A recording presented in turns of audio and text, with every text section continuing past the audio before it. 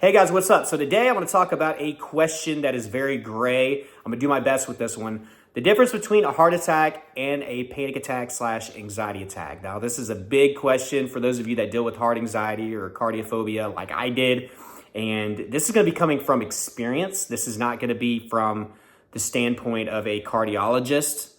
There is tons of information that you can find online, and some of that I will discuss, but there was one big thing that truly helped me. I'm going to save that for the end, so you want to watch this whole video. But for me, guys, some of you know the story, but I suffered with panic disorder, health anxiety, and generalized anxiety disorder for 5 years now. The first half of that, or roughly half, 2.5 years of that, I dealt with heart anxiety and cardiophobia. And if you're watching this video and you clicked on it, you probably deal with that as well. I was afraid that something was wrong with my heart. I had zero acceptance for much of that period. I went to tons of different doctors to get tons of different tests done. I was always told that I was healthy, but for some reason, my stubborn subconscious and stubborn conscious wanted to point the finger at a heart problem and swear up and down to God that each time I had a panic attack, that this is the one, this is the heart attack that's going to kill me. And that I was just going to be unfortunately misdiagnosed by all these specialists that know everything and have seen thousands of patients just like me, and were telling me that I was healthy. But I had my first bad panic attack, and it lasted 6 hours. And then that first one is scary. You know what I mean? At that point, you really don't know.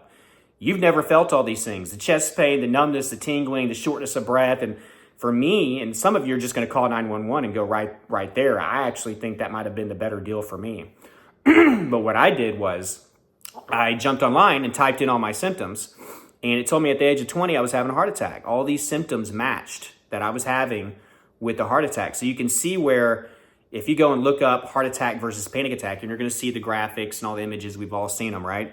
It's going to tell you, well, this is the things that typically happen in a panic attack, and these are the things that typically happen in a heart attack. But guys, you can mix, match, and, put these over here, put these over here. And that's why I struggled so much with acceptance and wondered, so much if this is going to be the one, because I would read stories about people having heart attacks and they just felt sick to their stomach and nauseous and felt like they had the flu, didn't have any chest pain. Show up to the doctor, they're being told that they have a heart attack, or show up to the ER. Sir, you're having a heart attack, and we're going to have to do surgery. Holy crap, didn't have any chest pain at all. And then you have people that have the crushing chest pains, and that turns out to be a heart attack. That's the one that you'll see on the chart, like it's crushing and squeezing. Well, guys, I had that almost every time I had a panic attack. I would feel like there was an elephant sitting on my chest. But whenever I would go, I was told that there was nothing wrong with my heart. We see zero issues. You're having a panic attack. So it can be very gray, very confusing. Some people are going to have numbness and tingling when they have a heart attack. Some people aren't. And if you're unfortunate like me, all my panic attacks are all the telling signs of a heart attack that you're going to read on that chart. So I say all this to say it is confusing. Nobody has the same story. Well, some people do, but there's stories all over the map with heart attacks and panic attacks. Comes in many different shapes and sizes and forms. So that can be confusing, and that's what makes this overall question gray.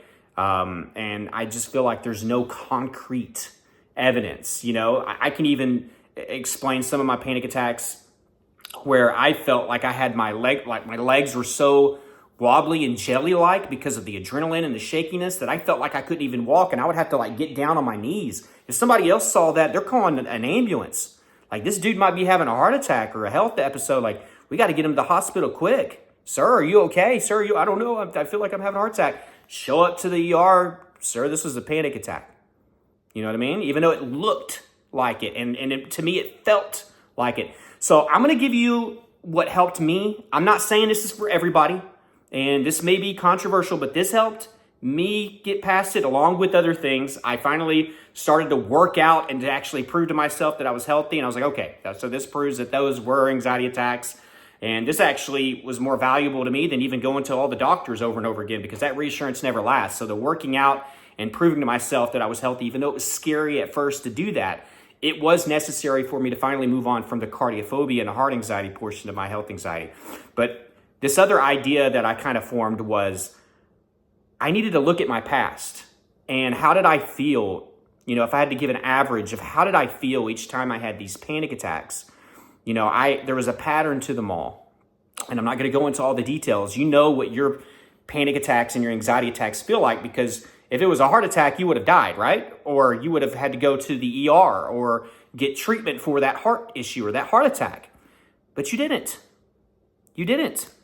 So you're telling me that you've had hundreds and hundreds of heart attacks, that you're just surviving somehow and it's going misdiagnosed. It doesn't work like that. Hundreds of them, guys.